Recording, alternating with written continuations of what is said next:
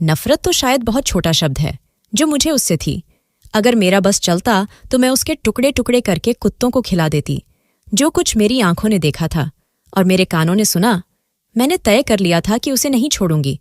वह इंसान बहुत ही शातिर टाइप का इंसान था, इसलिए मुझे मजबूरन वह सब करना पड़ा जो मैं करना नहीं चाहती थी। मैंने जो चाल चली थी वह शायद उसकी जिंदगी बर्बाद करने के लिए चली थी, लेकिन उसकी जिंदगी के साथ साथ मेरी जिंदगी भी बर्बाद हो गई थी। काश उस समय मुझे पता होता मेरा यह कदम खुद मुझे भी आग में धकेल देगा, तो मैं यह कदम कभी ना उठाती। वह इस समय किचन में बर्तन धो रहा था जब मैं अपने कमरे से बाहर निकलकर आई और किचन की तरफ चल दी। उसे देखकर मेरे पूरे शरीर में आग सी लग गई थी। मैंने उसे पुकार कर कहा, बिट्टू। वह फौरन से पलटा था, कहने लगा, जी बीबी जी, कहिए। वही हसीन चेहरा, वही दिलकश मुस्कुराहट जो हर समय उसके चेहरे पर सजी रहती थी। लेकिन मुझे उसे देखकर गुस्सा आने लगा। मैं बड़े बर्दाश्त से उसे कहा, एक कप चाय बनाकर मेरे कमरे में लेकर आओ, मेरे सर में दर्द है। मेरी बात सुनकर उसने अपने हाथ में पहनी घड़ी की तरफ देखा, फिर कुछ अचंभित होकर कहने लगा, बीबी जी, रात का 1 बज रहा है। इस समय आपके कमरे में आना कुछ ठीक सा नहीं लग रहा। मैंने उससे कहा, मेरा बाप तुम पर अंधा भरोसा करता है, इसलिए तुम्हें चिंता करने की जरूरत नहीं है। तुम बस चाय लेकर मेरे कमरे में आओ। यह कहकर मैं अपने कमरे में चली गई। मैं एक ऐसा कदम उठाने वाली थी जिसका अंजाम कुछ भी हो सकता था, या फिर, लेकिन मेरे पास दूसरा कोई रास्ता न था। मैं बिल्कुल बेबस होकर यह कदम उठा रही थी। मैंने फटे पुराने कपड़े पहन लिए, बल्कि वह नए थे। वह कपड़े मैंने ही फाड़ के रखे थे। कुछ देर बाद ही कमरे के दरवाजे पर दस्तक हुई। मैंने कहा, अंदर आ जाओ, दरवाज़ा खुला है। उस वक्त मेरे कमरे में बस नाइट बल्ब ही जल रहा था। जैसे ही बिट्टू चाय का कप अंदर लेकर आया, मैं दरवाजे के पीछे छुप गई। सामने बेड पर कंबल को इस तरह से रखा था जैसे कि कोई इंसान लेटा हो। वह मेरे बेड की तरफ गया तो मैंने फौरन से कमरा लॉक कर लिया और दरवाज़ा बंद कर दिया। वह फौरन से पलटा तो मैंने अपना दुपट्टा उतारकर दूर फेंक दिया। मुझे अपने जज्बात पर बिल्कुल भी काबू न था। बिट्टू, यह देखकर एकदम डर गया। उसने चाय का कप एक तरफ रखा। इससे पहले कि वह कमरे से बाहर निकलता, मैंने उसका हाथ पकड़ लिया। जब मैंने बिट्टू को पहली बार देखा था तो मुझे नहीं मालूम था कि यह इंसान आगे जाकर मेरी जिंदगी में क्या रोल निभाने वाला है, मेरी जिंदगी को कैसे तहस नहस करके रख देगा। जब पापा बिट्टू को घर लेकर आए थे तो मेरी उम्र उस समय सिर्फ 14 साल थी और पापा की लाई हुई गुड़िया के साथ खेल रही थी कि अचानक मैंने देखा कि मेरे पापा की गाड़ी अंदर दाखिल हुई। जैसे ही मेरे पापा की गाड़ी घर के अंदर दाखिल हुई थी तो मैं खुशी से उछल पड़ती थी। सारा खेल छोड़कर फौरन से गेट की तरफ भागती थी। आज भी मैं खुशी से पापा की तरफ जाने लगी, लेकिन पापा के साथ एक लड़के को देखकर मेरे कदम रुक गए थे। काले रंग की शर्ट और ब्लू जीन्स में वह लंबे कद का लड़का था, जिसकी उम्र यही कोई 18-19 साल रही होगी।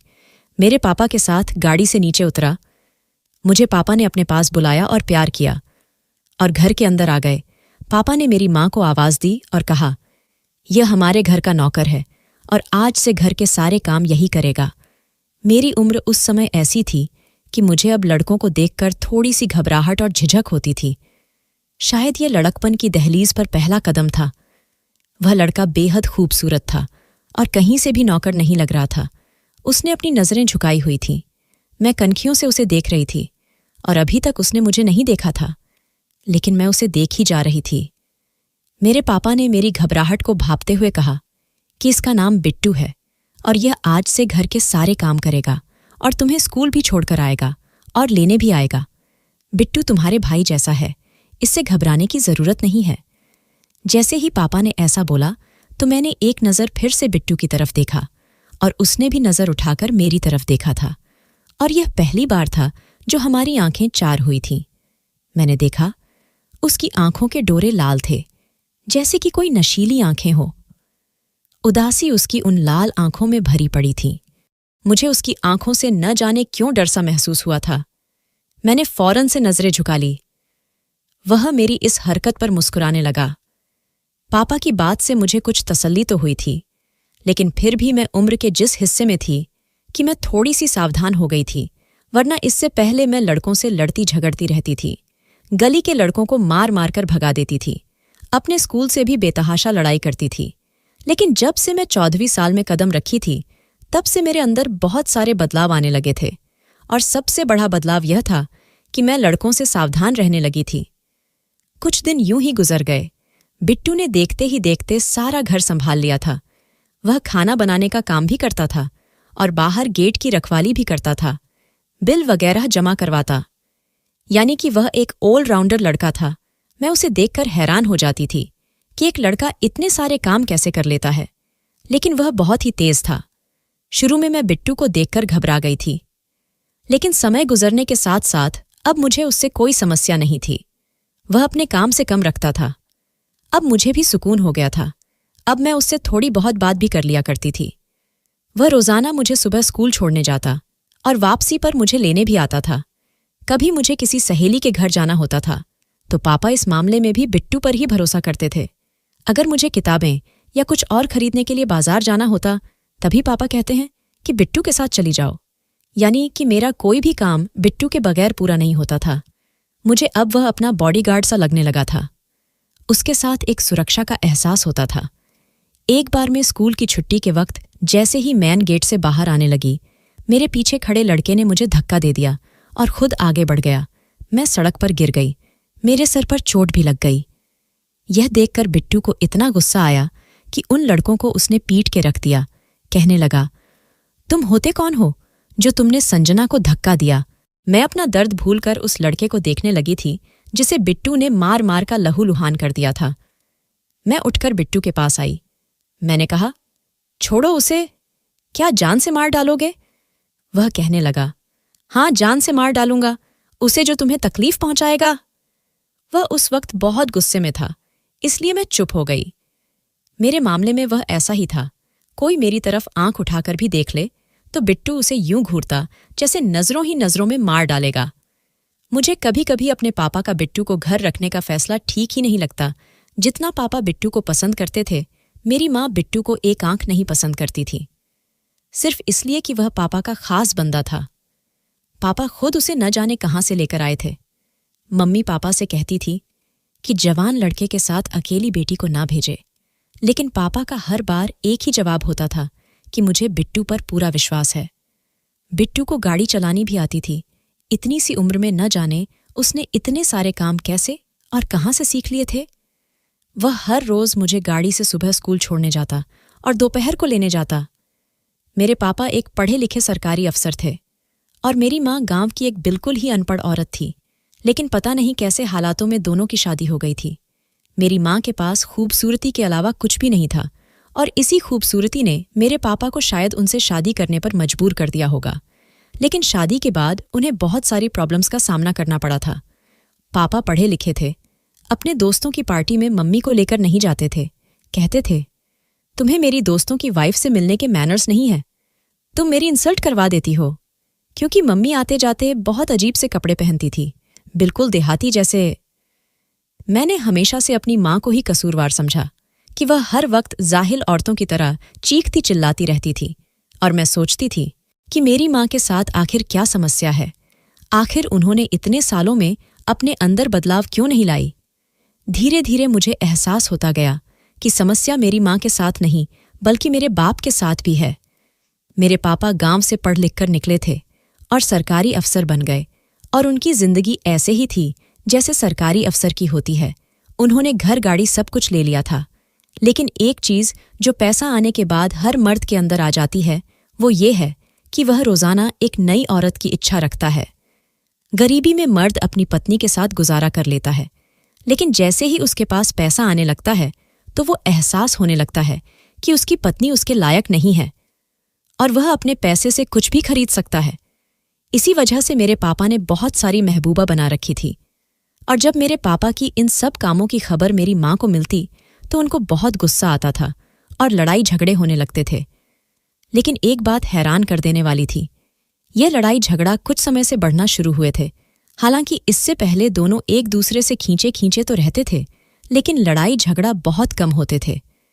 मेरी समझ में यह बात नहीं आती थी कि अगर बाहर मेरे पापा का किसी के साथ कोई अफेयर था भी तो इस बात की परवाना मेरी माँ को कैसे मिल जाती है। कौन ये खबरें लाकर मेरी माँ को देता है? हालांकि मेरे पापा तो ऐसी खबरों को बहुत ही छुपा कर रखते थे। फिर आखिर कौन था जो मेरे पापा के अंदर की बातों को मेरी माँ तक पहुंचना था? खैर, समय गुजरने लगा और मैं बड़ी हो गई। मुझे इन बातों और इन मामलों की समझ आने लगी थी। मैं उन लड़कियों में से थी जो चाहती थी कि उनके घर में शांति बनी रहे और उनके माँ बाप के बीच हमेशा मोहब्बत बनी रहे। लेकिन कुछ समय से मेरे घर का सुकून बर्बाद होकर रह गया था।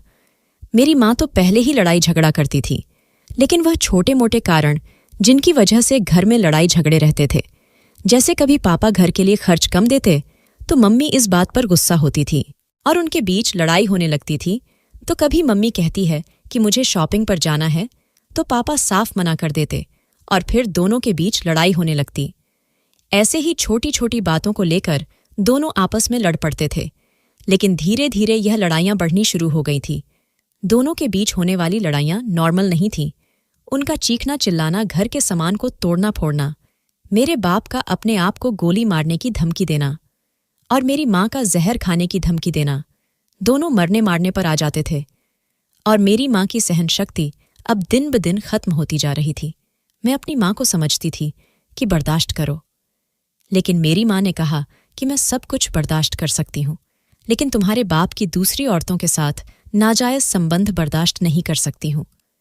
माँ की बात सुनकर मैं हैरान हो गई थी कि आखिर माँ को ये खबरें देता कौन है। फिर कुछ समय से मैंने यह बात नोट की थी कि मेरी माँ जो बिट्टू के आने से नाखुश थी और हर वह इंसान जो मेरे बाप को पसंद होता था उससे मेरी माँ नफरत करती थी। इसलिए बिट्टू से भी मेरी माँ को नफरत थी। लेकिन कुछ समय से मैं देख रही थी कि मेरी माँ बिट्टू पर ज्यादा ही मेहरबान होती जाती। फिर मैंने देखा काफी समय से कि मेरी माँ और बिट्टू कमरे में अकेले होते थे और दोनों की हल्की हल्की बातों की आवाज भी आती थी। 3 साल गुजर गए थे और मैं 17 साल की हो गई थी और अब काफी समझदार भी हो गई थी। मेरी जिंदगी का सबसे बड़ा मसला मेरे घर का माहौल था। एक दिन मैं कॉलेज से जल्दी वापस आ गई थी तो मैंने देखा कि घर में बिल्कुल सन्नाटा है और मेरी माँ के कमरे से हल्की हल्की आवाजें आ रही है, जैसे मेरी माँ किसी से बातें कर रही हूं। मैं आराम से दरवाजा पूरा दरवाजा नहीं खोला था, थोड़ा सा खोलकर देखा कि बेड पर बिट्टू मेरी माँ के साथ बैठा हुआ है और उनके बिल्कुल करीब उन्हें कोई बात बता रहा है और मेरी माँ भी समझने के अंदाज में बिट्टू की बातें सुन रही है। और फिर एकदम मेरी माँ के चेहरे का रंग लाल हो गया था, जैसे उन्हें बहुत गुस्सा आ गया हो।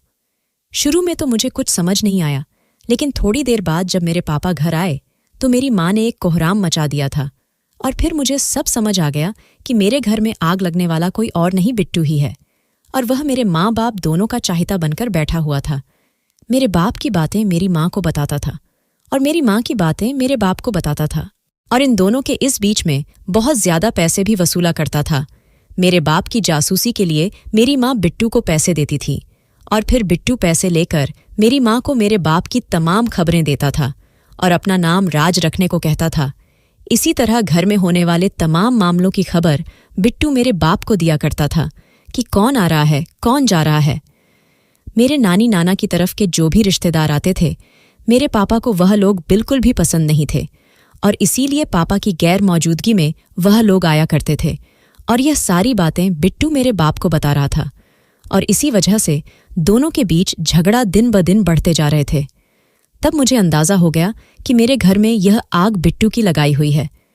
अगर वह यह काम करता था तो चोरी भी करता होगा, लेकिन सबकी आंखों पर उसके विश्वास की पट्टी बंधी हुई थी और मेरे माँ बाप दोनों का उस पर अंधा विश्वास था। वह एक पक्का खिलाड़ी था और इस तरीके से खेल खेलता था कि किसी को उस पर जरा बराबर भी शक नहीं होता था। लेकिन मैं सब कुछ समझ गई थी और मुझे उसका पत्ता इस घर से कटवाना था, जो कि आसान नहीं था। सबसे पहले मैंने सोचा कि मैं बिट्टू से सीधी बात करती हूँ और उसे वार्निंग देती हूँ। अगर वह बाज आ गया तो ठीक है, वरना मुझे दूसरा रास्ता अपनाना पड़ेगा। लेकिन मुझे हर हाल में अपने घर को बचाना था। मेरा एक भाई था जो मुझसे छोटा था। 100 वह इन चीज़ों से दूर रहता था। उसकी अपनी एक अलग दुनिया थी। वह अपनी ही दुनिया में खुश था।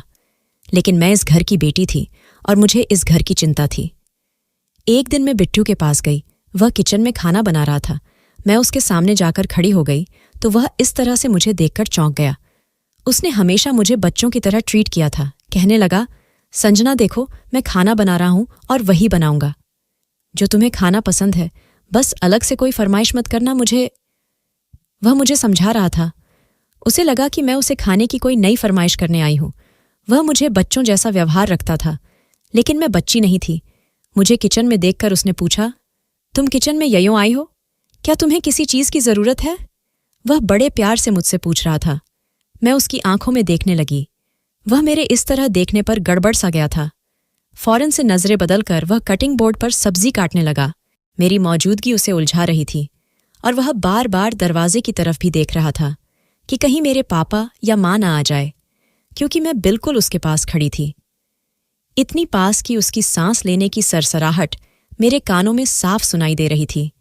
घबराहट की वजह से उसकी सांसें तेज होने लगी थी। वह जैसा भी था, लेकिन उसने गलत निगाह डालने की गलती कभी नहीं की थी, क्योंकि वह जानता था कि मुझ पर गलत निगाह डालने का मतलब था उसे नौकरी से हाथ धोना, और यहां जो ऐश व आराम की जिंदगी वह गुजर रहा था, ना सिर्फ यह उसे छिन जाएगा, बल्कि मेरे पापा उसे जान से भी मार देंगे। अगर उसने मेरे साथ कुछ भी गलत किया तो वह बहुत बड़ा खिलाड़ी था और गलती नहीं करता था, लेकिन मैं उससे भी बड़ी खिलाड़ी थी। वह तेज था, लेकिन मैं उसकी सोच से भी ज्यादा तेज थी। जब मैं काफी देर तक उसे देखती रही और उसके करीब से नहीं हटी, तो वह परेशान हो गया और बोला कि यहां से चली जाओ।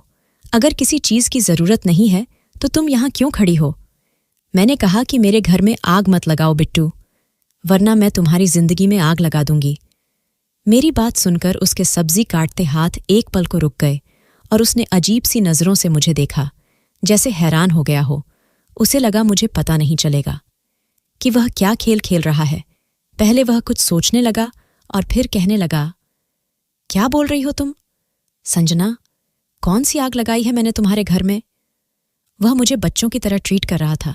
वह मुझे शुरू से ही तुम कहकर पुकारता था, सब घर वालों की तरह। मैंने कहा कि तुम मेरे नौकर हो, तुम्हें इतना हक नहीं है कि मुझे मेरे नाम से पुकारो। कब मुझे मैडम या बीबी जी कहकर बुलाया करो। तुम नौकर हो और अपनी औकात में रहो। मुझे लग रहा है कि इस घर में अगर तुम अपनी औकात भूल गए हो तो मुझे तुम्हारी औकात तुम्हें दिखानी पड़ेगी। मेरी बातें उसे किसी आरी की तरह काट रही थीं। उसने मुझे बस एक नज़र उठाकर देखा और मैंने साफ महसूस किया कि उसकी आंखों में दर्द समय हुआ था। उसकी आंखों के कोने भी गीले थे, लेकिन मुझे फर्क नहीं पड़ता था। वह जो काम कर रहा था मेरे माँ बाप में लड़ाई करवाने का, वह मैं हरगिज बर्दाश्त नहीं कर सकती थी। उसने फिर मुझे वहां से जाने का कहा, लेकिन मैं टस से मस न हुई। जब उसने देखा कि मैं जाने को तैयार नहीं हूं, तो वह खुद वहां से जाने लगा। तो मैंने उसका रास्ता रोक लिया, उसके सामने आकर खड़ी हो गई। वह वापस अपनी जगह पर आया और गुस्से से सब्जी काटने लगा। अब वह बिल्कुल भी मेरी तरफ नहीं देख रहा था। ऐसा रिएक्ट कर रहा था जैसे उसने मुझे बिल्कुल ही इग्नोर कर दिया हो।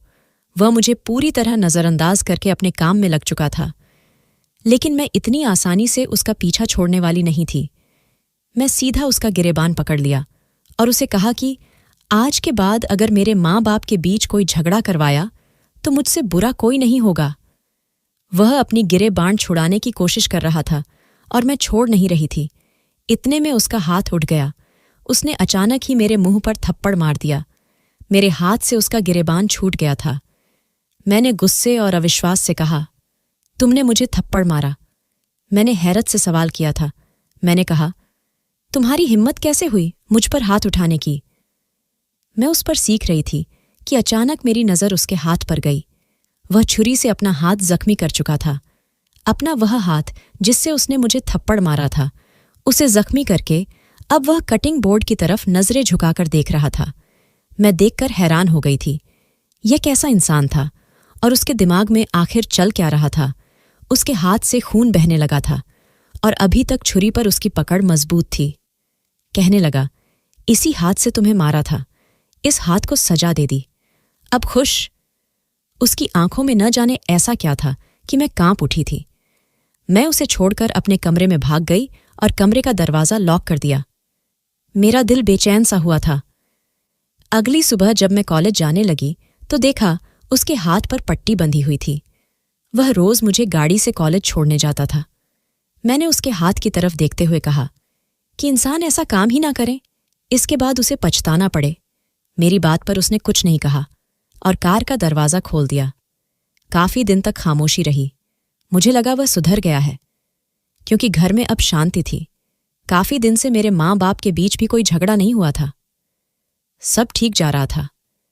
लेकिन एक दिन अचानक बहुत बड़ा झगड़ा हुआ। पापा ने मेरी माँ को तलाक की धमकी दे दी और घर से इस समय निकल जाने के लिए कह दिया। तभी मैंने उनके सामने हाथ जोड़ दिए और रोने लगी कि भगवान के लिए अपनी लड़ाई खत्म कर दें, वरना मैं खुद को नुकसान पहुंचा लूंगी। मेरे आंसू देखकर मेरे पापा का दिल नरम हो गया, क्योंकि मैं उनकी सबसे बड़ी कमजोरी थी। वह मुझे उदास भी नहीं देख सकते थे। फिर काफी दिन तो जैसे घर को सांप सूख गया हो।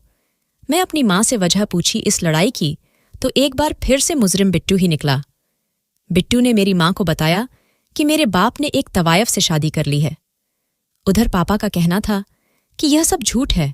हाँ, यह बात सच है कि मैं बाहर 1-2 अफेयर चला लेता हूँ, लेकिन नौबत शादी तक नहीं पहुंची है। मैं समझ गई यह आग भी बिट्टू की लगाई हुई थी, यानी कि वह मेरे वार्निंग देने के बाद भी नहीं सुधरा था। कहते हैं चोर चोरी से जाए, लेकिन हेरा फेरी से नहीं जाता। मेरा जी चाहा बिट्टू को जान से मार डालूंगी। कुछ पैसों के लिए वह मेरी माँ बाप की जिंदगी किस मोड़ पर ले आया था। वह इंसान ड्रामेबाज था, झूठा था। बिट्टू पर मेरी धमकी का कोई असर नहीं हुआ था। उसे लगा मैं एक कमजोर सी लड़की हूं, उसका कुछ नहीं बिगाड़ सकती। लेकिन मैं उसके साथ अब क्या करने वाली थी, वह सोच भी नहीं सकता था। मैंने गुस्से में आकर अपने दिमाग में एक ऐसा प्लान तैयार किया कि उसे पूरा करने के बाद बिट्टू का पत्ता पूरी तौर पर इस घर से काटने वाला था। लेकिन शायद मैं भूल गई थी कि इस कदम से मेरी जिंदगी की रौनकें भी खत्म हो जाएंगी। कुछ दिन में सब रूटीन पर आ गया था। इससे पहले कि कुछ और बड़ा होता, अब मुझे जल्दी ही अपना काम कर देना था। ऐसे ही एक रात थी, रात के 1 बज रहे थे।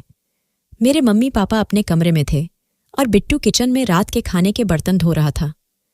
मैं उसके पास गई और बोली कि मेरे सर में दर्द हो रहा है, मुझे अच्छी सी चाय बना दो।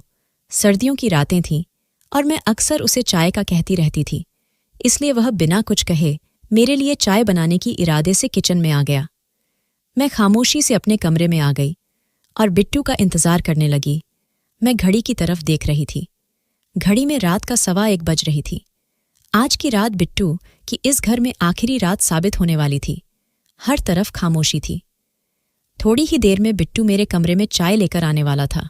मैंने तुरंत अपने फटे हुए कपड़े पहन लिए। जैसे ही वह आया, मैं बिजली की तेजी से उठी और कमरे के दरवाजे को कुंडी लगा दी और उसके सीने से लग गई और जोरदार चीख मारी और चीखते हुए कहने लगी, पापा मुझे बचाएं, मुझे बचा ले। ये इंसान मुझे। बिट्टू मत करो, यह सब गलत है। मेरी बात यहीं तक पहुंची थी कि बिट्टू बुरी तरह बदहवास हुआ था।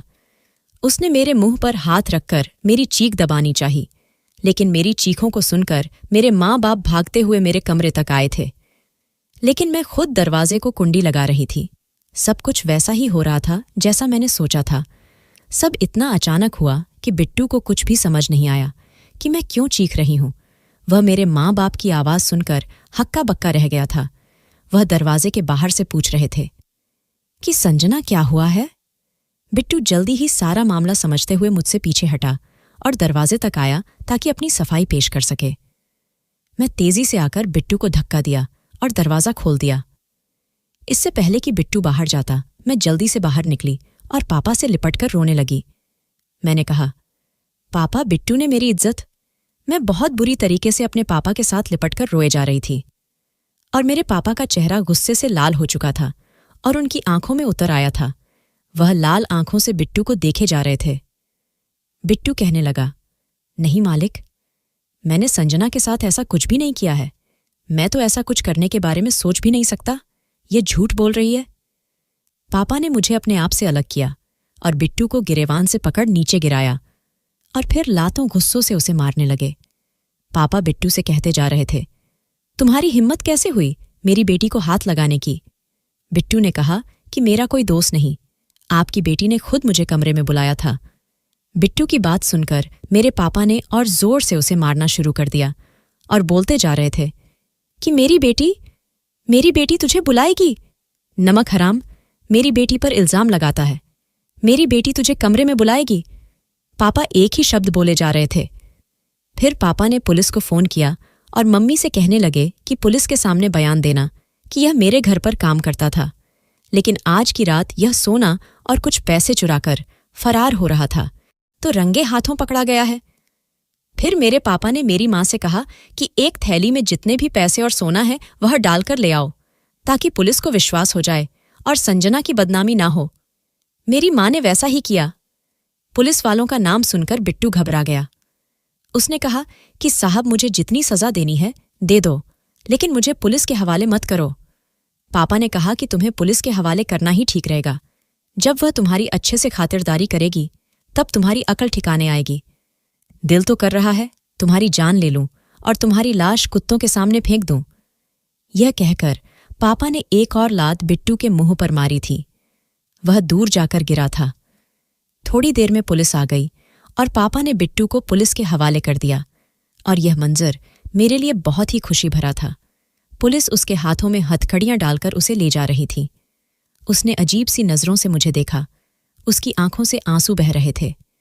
जब तक वह पुलिस की जीप में बैठ नहीं गया, मुझे ही देखे जा रहा था, और मैं बहुत खुश थी कि मैंने बिट्टू को हरा दिया था। लेकिन यह मेरी गलतफहमी थी। अभी एक और काली रात भी आने वाली थी, जो बिट्टू को इस घर में गुजारनी थी। बिट्टू के जाने के बाद मेरे घर में सुकून हो गया था, और मैं बहुत खुश थी कि बिट्टू का पत्ता कट गया है, और 2 साल इतने सुकून से गुजरे कि जिसका कोई जवाब नहीं था। मुझे नहीं पता था बिट्टू के साथ क्या हुआ जेल में, लेकिन इतना पता था कि मेरे पापा के कहने पर उसके साथ बहुत बुरा हुआ था। इस बार मेरे पापा ने किसी मर्द को घर में नौकर रखने की गलती नहीं की थी। वह एक औरत को लेकर आए थे जो घर का सारा काम करती थी, और फिर मेरे माँ बाप के बीच भी संबंध अच्छे हो गए थे। हर तरफ चैन ही चैन दिख रहा था। मेरी उम्र अब 19 साल हो गई थी, और पापा ने फैसला किया कि वह जल्दी ही मेरी शादी कर देंगे, और इस मकसद के लिए उन्होंने मेरे लिए रिश्ते ढूंढने भी शुरू कर दिए थे। मैं इतनी जल्दी शादी नहीं करना चाहती थी। अपनी पढ़ाई पूरी करके फिर शादी करना चाहती थी। लेकिन जो कुछ भी हुआ, उसके बाद मेरे पापा के दिल में एक डर सा बैठ गया था, इसलिए वह जल्द से जल्द मेरी शादी कर देना चाहते थे। सब कुछ ठीक चल रहा था, और उधर मेरे लिए बहुत अच्छा रिश्ता मेरे पापा को मिल भी गया था। लड़का बहुत ही अच्छी पोस्ट पर था, और देखने का भी अच्छा था। सब कुछ ठीक जा रहा था कि मेरी जिंदगी में एक ऐसा तूफान आ गया जिसने मेरा सब कुछ तहस नहस करके रख दिया। मेरी शादी की जोरों शोर से तैयारी शुरू हो गई थी, और रोजाना मेरी माँ शॉपिंग पर निकल जाती थी। कभी मैं उनके साथ जाया करती थी, और कभी मेरा दिल नहीं चाहता तो मैं नहीं जाती थी। एक ऐसी ही रात थी जब मेरी माँ शॉपिंग के लिए निकल पड़ी, और मेरे पापा शहर से दूर किसी काम के लिए गए थे, और मैं घर पर बिल्कुल अकेली थी। मेरे साथ वही नौकरानी थी जिसको मेरे पापा कुछ साल पहले लेकर आए थे। मेरे माँ बाप जब भी घर से बाहर जाते थे तो नौकरानी को मेरे साथ छोड़कर जाते थे, और मुझे भी उस नौकरानी के साथ सुरक्षा का एहसास होता था, क्योंकि वह एक उम्र दराज औरत थी और काफ़ी अच्छी थी। उस रात मेरी नौकरानी ने कहा कि उनकी तबीयत कुछ ठीक नहीं है, वह अपने क्वार्टर में सोने के लिए जा रही है। तो मैं उनसे कहा, ठीक है, आप चली जाए, मैं खाना खुद ही बनाकर खा लूंगी। कोई प्रॉब्लम नहीं है। मैं किचन में आ गई। खाना बनाने के लिए? मैं खाना बनाने लगी और सोचती जा रही थी कि अब मेरा इस घर में बहुत कम समय बच गया है, और यही सोचकर मेरी आंखों में आंसू आ रहे थे। अचानक मुझे एहसास हुआ कि घर में कोई दाखिल हुआ। मुझे महसूस हुआ कि कोई खिड़की से अंदर आया है। इससे पहले कि मैं कुछ सोचती, अचानक से किचन का पिछला वाला दरवाज़ा खुला, और मैंने देखा कि बिट्टू वहां से दाखिल हो रहा है। मैंने उसकी तरफ देखा, और डर की एक लहर मेरी रीढ़ की हड्डी में दौड़ गई थी। एक पल भी मुझे समझने में नहीं लगी कि वह मुझसे बदला लेने आया है। मुझे तो लग रहा था कि वह अभी तक जेल में है। वह जेल से कब और कैसे निकला, ये मुझे नहीं मालूम था। शायद मेरे पापा को भी मालूम नहीं था कि वह जेल से छूट चुका है। मैं उसे देखते ही एकदम अपने कमरे की तरह भागी, और वह भी मेरे पीछे भागने लगा। मैंने बड़ी मुश्किल से दरवाज़ा बंद करना चाहा, लेकिन उसने दरवाजे को धक्का दिया और मेरे कमरे के अंदर आ गया। उसने दरवाजे को कुंडी लगा दी और मुझे अजीब सी नज़रों से देखने लगा और मेरी तरफ कदम बढ़ाने लगा। मैंने उसे कहा कि खबरदार, जो तुमने मुझे हाथ भी लगाया तो। उसने मुझसे कहा, क्यों ना हाथ लगाऊं तुम्हें? मैंने तो तुम्हारी पहले ही इज्जत बर्बाद कर दी थी ना। अब क्यों दूर भाग रही हो? जानती भी हो इज्जत बर्बाद करना किसे कहते हैं। तुम्हारी वजह से पुलिस ने मेरे शरीर का कोई ऐसा हिस्सा नहीं छोड़ा है जहां जख्मों के निशान ना हो। तुम्हारी वजह से पुलिस ने मेरी ऐसी हालत की है कि मैं उठने और चलने फिरने के भी काबिल नहीं रहा। तुम्हारी वजह से मेरी मां। इतना कहते कहते उसकी आंखों से आंसू बहने लगे, जिन्हें उसने बेदर्दी से साफ कर लिया। काफी समय तक तुम्हारी वजह से मेरा रोजगार भी चला गया। तुम्हारी वजह से मेरी पूरी जिंदगी बर्बाद हो गई और मैं मुजरिमों की लिस्ट में शामिल हो गया। मैं ना ही तो इतना खतरनाक मुजरिम था और ना ही बनना चाहता था, लेकिन तुमने मुझे क्या से क्या बना दिया। मेरी छोटी सी गलती की मुझे इतनी बड़ी सजा दे दी और मैं एक पेशेवर मुजरिम बन गया। और अब वही मुजरिम तुम्हारे सामने है। तुम मेरी कसूरवार हो। एक बार भी तुमने मुझे यह नहीं पूछा कि मैं तुम्हारे माँ बाप के साथ जो किया वह आखिर क्यों किया। एक बार मुझसे पूछती तो तुम्हें सच बता देता। तुम नहीं जानती तुम्हारी वजह से मैंने क्या क्या खो दिया है, लेकिन मैं तुम्हें छोड़ूंगा नहीं। जिस बात का ख्याल भी मुझे पाप लगता था, तुमने उसी का मुझ पर इल्जाम लगाया था, लेकिन आज मैं तुम्हारे साथ वह सब कुछ करूंगा जिसका तुमने मेरे ऊपर इल्जाम लगाया था। ऐसा कहते हुए उसने मेरे कंधों से मेरा दुपट्टा खींचकर फेंक दिया और मुझे पर धक्का दे दिया। मैं रोने लगी, उसके हाथ जोड़कर विनती करने लगी, कहने लगी, भगवान के लिए मेरे साथ ऐसा मत करो, कुछ ही दिन बाद मेरी शादी है। यह सुनना था। वह तो जैसे पागल सा हो गया था। उसने कहा, तुम शादी करके आबाद होना चाहती हो और मुझे तुमने बर्बाद कर दिया है, लेकिन मैं तुम्हें भी आबाद नहीं होने दूंगा। यह कहकर उसने मुझसे उस रात का बदला ले लिया था और फिर वहां से चला गया। मेरी मां शॉपिंग के बाद अपने भाई के घर चली गई थी, इसलिए उन्हें वापस आने में देर कर दी। मैं तबाह बर्बाद हो चुकी थी। वह मेरी पूरी दुनिया उजड़कर वहां से चला गया था। मैं बेजान शरीर के साथ जमीन पर पड़ी रही, और जब तक पड़ी रही जब तक मेरी मां और मेरे पापा घर नहीं आ गए थे। और फिर मुझे इस हालत में देखकर वह जैसे पत्थर के हो गए थे। उन्होंने मुझसे पूछा कि तुम्हारी यह हालत किसने की है, तो मैंने रोते हुए बिट्टू का नाम लिया। यह सुनकर मेरे पापा को सदमा लगा और मेरी मां चीखे मारकर रोने लगी। यह था एक शैतान लड़के को अपने घर में लाने का अंजाम। जिस घर में जवान बेटियों हो उस घर में मर्द नौकर रखना ही नहीं चाहिए, लेकिन मेरे माँ पापा की आंखों पर तो बिट्टू के यकीनी की पट्टी बंधी हुई थी। और मेरे पापा और माँ जो उस इंसान की बातों में आकर अपना सब कुछ तबाह कर चुके थे, घर का सुकून तो वैसे ही बर्बाद हो गया था। वही इंसान जिसे घर की रखवाली के लिए वह लोग रखे थे, वही उनकी इज्जत का लुटेरा निकला और उनके घर के सुकून के साथ साथ उनकी इज्जत को भी खराब कर गया। काफी दिनों तक मेरे माँ बाप को इस बात का सदमा था और वह सोच रहे थे कि आखिर बिट्टू जेल से बाहर आया कैसे। मेरी शादी के दिन करीब आ रहे थे और मेरे माँ बाप के चेहरे ऐसे थे जैसे उन पर कोई साया हो गया हो। मैं भी अपने कमरे में पड़ी रहा करती थी, ना कुछ खा रही थी ना पी रही थी। और मेरी माँ को इतना सदमा लगा कि वह मेरा ख्याल भी नहीं रख पा रही थी। मेरी माँ खुद अपना सर बंधे अपने कमरे में पड़ी रहती, और इस हालत में उस बूढ़ी नौकरानी जिनका नाम सरला था और हम उसे सरला मौसी कहते थे, उन्होंने सारे घर को संभाला हुआ था। उसी ने मेरी माँ को हौसला दिया और मेरे माँ बाप को यह सलाह दी कि इस बात को राज रखें और खामोशी से बेटी को विदा कर दें। सरला मौसी ने हमारे साथ बहुत भलाई की।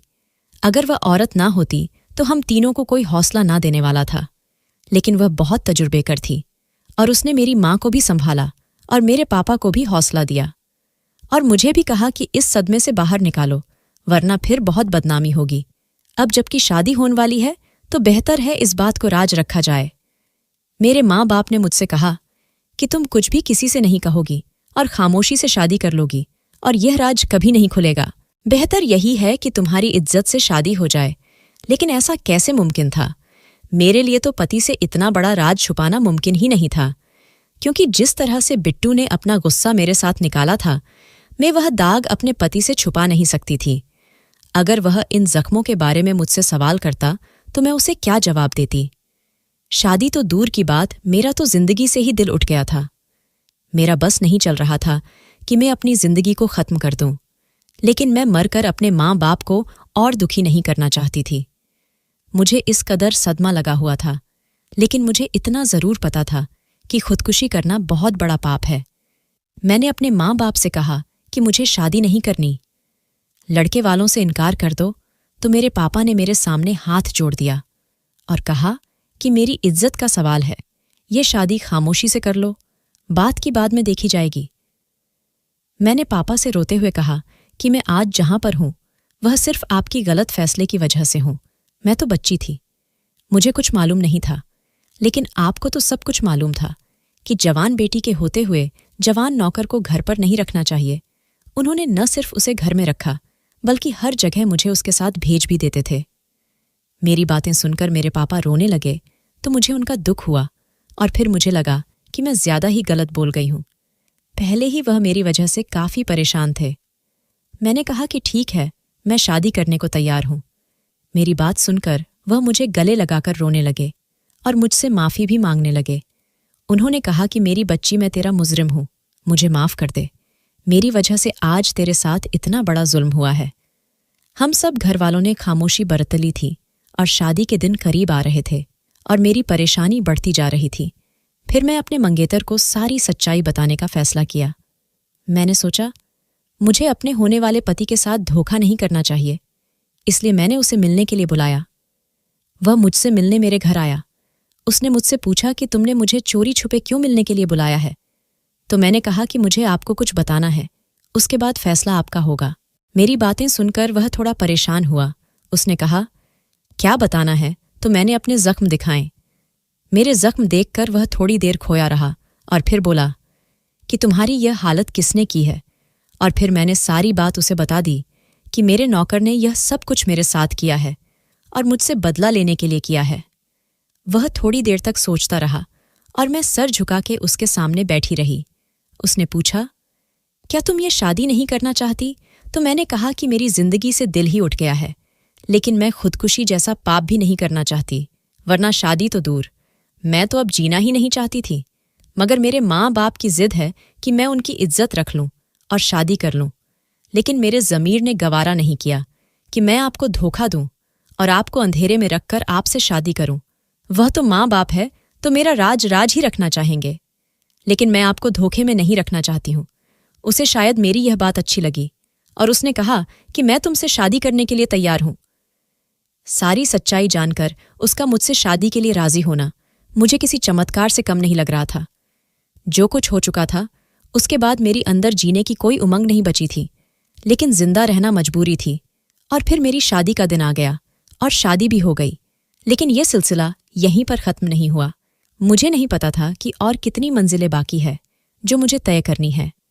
इस हालत में शादी हो जाना लड़की के लिए समस्या का हल नहीं होता, कुछ मुश्किल और भी होती है। शादी के बाद भी जन्म लेते हैं और मेरे लिए भी बहुत सारे मसलों ने जन्म ले लिया था। और सबसे बड़ा मसला था, शादी की पहली रात ही मेरे लिए खड़ा हो गया था। जब मेरा पति मेरे करीब आया तो एकदम से मुझे वहीं काली भयानक रात याद आ गई और मैंने चीखना चिल्लाना शुरू कर दिया था। मुझे वह रात याद आने लगी जब बिट्टू ने मेरे साथ जुल्म किया था। मेरे ऊपर पागलपन का दौरा पड़ चुका था और मैं चीखना चिल्लाना शुरू कर दिया। चीख चीख कर मैंने पूरा घर सर पर उठा लिया और फिर चीखते चीखते मैं बेहोश हो गई। मेरे अंदर अभी भी भयानक रात का डर था। वह डर मेरे अंदर से कभी निकलने वाला नहीं था। वह एक भयानक रात जो मेरा पीछा छोड़ने वाली नहीं थी। मेरे पति ने तो मेरे साथ भलाई की और सच्चाई को स्वीकार करते हुए मुझसे शादी की। यकीनन उसकी नीयत अच्छी थी। शायद उसके दिल में मेरे लिए भगवान ने दया डाल दी थी, लेकिन मेरी अपनी हालत इतनी खराब थी कि मैं कुछ भी अब बर्दाश्त करने की हालत में नहीं थी। दुनिया को लगता है कि एक लड़की इस तरह की जुल्म का शिकार हुई है, उसकी जल्द से जल्द शादी करना हर समस्या का हल होता है। और माँ बाप वाले सोच ले हैं कि शादी के बाद लड़की नॉर्मल जिंदगी गुजार सकती है, लेकिन यह भूल है। जब मुझे होश आया तो मैं अपने ससुराल में नहीं थी, बल्कि अपने मायके में थी। मेरे बेहोश होने के बाद मेरे माँ बाप को बुलाया गया था। मेरी सास ने मेरे माँ बाप से कहा कि तुम लोगों ने अपनी पागल बेटी को मेरे बेटे के साथ बांध दिया है। तुम्हारी बेटी पागल है और उसे पागलपन के दौरे पड़ते हैं। ये तमाम बातें सुनकर मेरा पति भी खामोश रहा। उसके पास भी बोलने के लिए कुछ नहीं था। मेरी सास मुझे पागल कह रही थी और वह बिल्कुल ठीक ही कह रही थी। मैं पागल ही तो हो चुकी थी। मुझे मेरी सास ने तलाक करवा दी। मेरे माँ बाप मेरा गम बर्दाश्त ना कर सके और एक एक करके दोनों ही इस दुनिया से चले गए थे। मैं अकेली तन्हा रह गई थी। 5 साल बीत गए थे। मैं स्कूल में टीचर की नौकरी करने लगी थी, अपना दिल बहलाने के लिए। अपने छोटे भाई को पढ़ने के लिए मैंने बोर्डिंग स्कूल में डाल दिया था, क्योंकि घर में उसके ऊपर कोई समय देने वाला नहीं था और वह डिप्रेशन का शिकार होने लगा था। जब एक बार छुट्टी के समय मैंने देखा कि मेरे स्कूल में पढ़ने वाली बच्ची को लेने आने वाला उसका नौकर कोई और नहीं बल्कि बिट्टू था, उसे देखकर मेरा जी चाहा उसे जान से मार डालूं। वह भी मुझे देख के चुप था।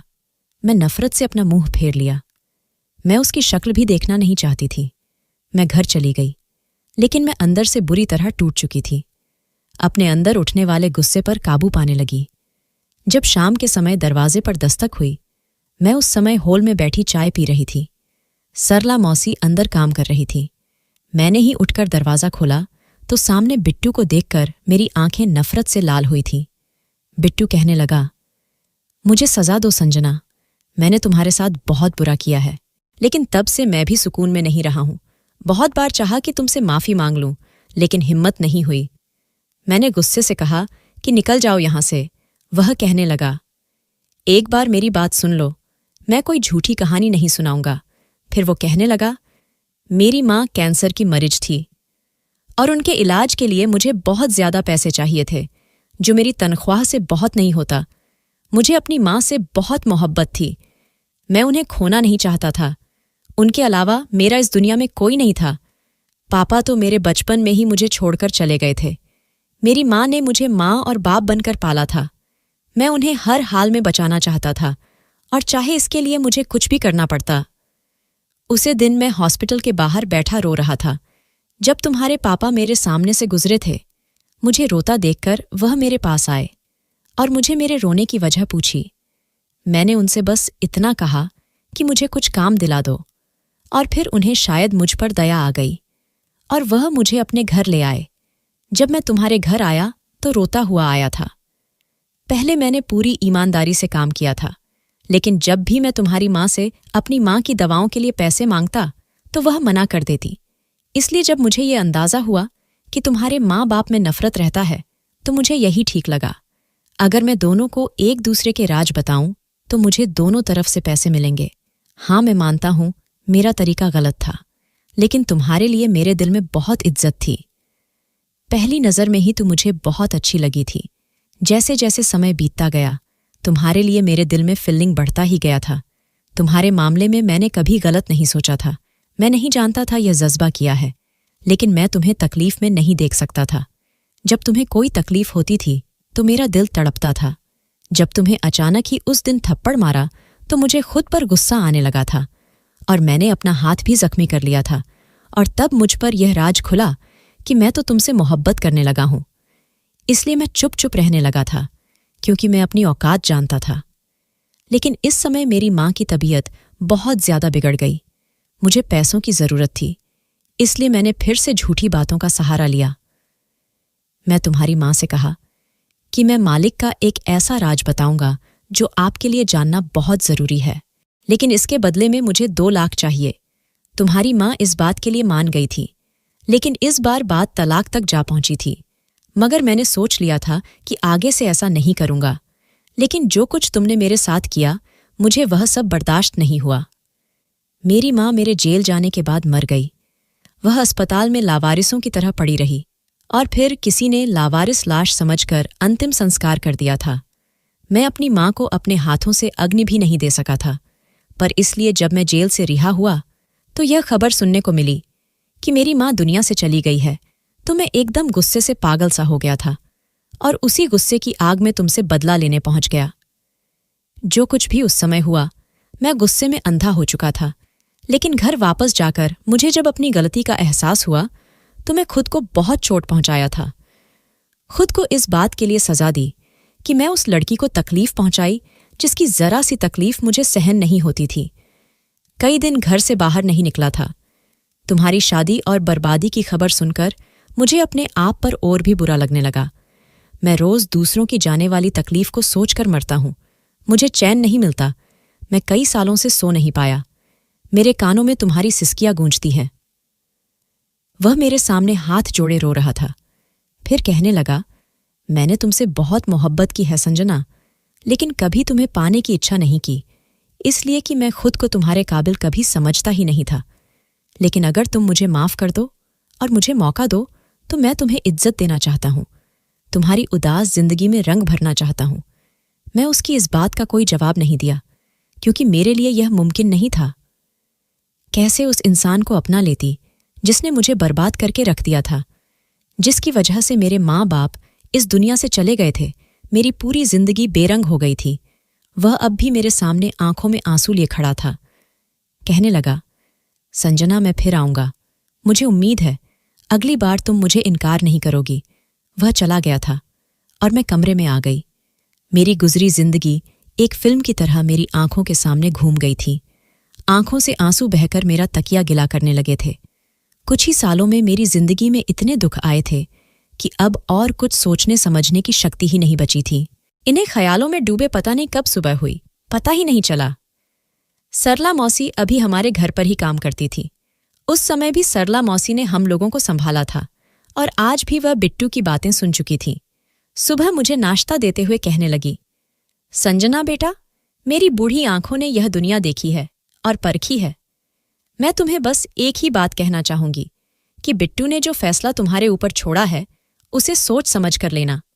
अगर बिट्टू ने तुम्हारे साथ गलत किया था तो तुमने भी बिट्टू की जिंदगी में कम जहर नहीं खोला था। अगर बिट्टू की वजह से तुम्हारे माँ बाप मरे थे तो तुम्हारी वजह से बिट्टू की माँ भी मरी थी। जो भी फैसला करना सोच समझ कर करना। यह कहकर सरला मौसी चली गई थी। नाश्ते की प्लेट मेरे सामने पड़ी थी, लेकिन खाने का दिल नहीं कर रहा था। एक चुभन थी जो मेरे दिल में हो रही थी। शायद सरला मौसी ठीक कह रही थी। मैंने भी बिट्टू के साथ कुछ कम जुल्म नहीं किए थे। शायद मेरे किए की सजा ही भगवान ने मुझे दी थी। मैं 2 दिन तक सोचती रही और फिर इस नतीजे पर पहुंच गई थी। तीसरे दिन बिट्टू फिर आया था, इस उम्मीद के साथ कि मैं उसे मना नहीं करूंगी। वह मेरे सामने आंखों में उम्मीद लिए खड़ा था। मैंने बिट्टू से शादी के लिए हां कह दी। बिट्टू तो खुशी से उछल पड़ा। बहुत ही सादगी के साथ बिट्टू और मेरी शादी हो गई थी। बिट्टू का साथ पाकर और बिट्टू को यूं खुश देखकर पता नहीं क्यों दिल पर छाया हुआ एक बोझ सा उतर गया था। खुद को हल्का फुल्का महसूस कर रही थी। शायद मैंने भी बिट्टू के साथ कुछ कम गलत नहीं किया था और यह मेरी सजा थी कि मैं पल पल की मौत मर रही थी। बिट्टू को माफ करके और बिट्टू को अपनाकर मेरी सजा कम हो गई थी और मेरे दिल को सुकून आ गया था। बिट्टू मेरा किसी कांच की गुड़िया की तरह ध्यान रखता है। धीरे धीरे बिट्टू के लिए मेरे दिल में जो नफरत थी अब वह कम होने लगी थी और बिट्टू के लिए मेरे दिल में प्यार पनपने लगा था। शादी के बाद बिट्टू ने मुझे छुआ तक नहीं था और मैं भी अभी इस रिश्ते की शुरुआत नहीं करना चाहती थी। पहले मैं खुद को पूरी तरह इस रिश्ते के लिए तैयार करना चाहती थी और मुझे उम्मीद थी कि मैं जल्दी ही इस रिश्ते की शुरुआत करूंगी और पूरी सच्चाई के साथ करूंगी। दोस्तों, वीडियो कैसा लगा कमेंट करके ज़रूर बताना। वीडियो को लाइक और चैनल सब्सक्राइब कर देना।